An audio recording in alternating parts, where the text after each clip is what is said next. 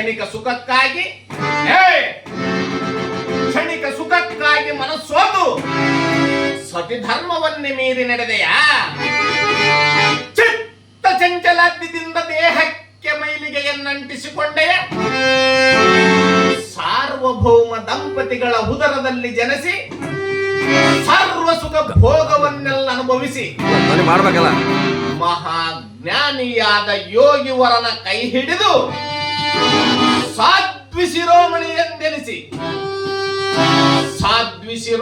ಎಂದೆನಿಸಿ 3 ಮಕ್ಕಳ ತಾಯಿಯಾಗಿ ಮುತ್ತಿನ ಸಮಯದಲ್ಲಿ ಮತ್ತೆ ನಿನಗೆ ದನ ಕನಕದ ಮೇಲೆ ಮೋಹವೇ? ಮತ್ತೆಂದು ಅವುಗಳ ಮೇಲೆ ಆಸೆ ಪಡುವುದಿಲ್ಲವೆಂದು ಪ್ರತಿಜ್ಞೆಯ ಮಾಡಿ ಮತ್ತೆ ಮೋಹಕ್ಕೆ ಬಲಿಯಾದೆಯ ಮೂರ್ಖಳೆ, ಧರ್ಮಘಾತಕಳೆ.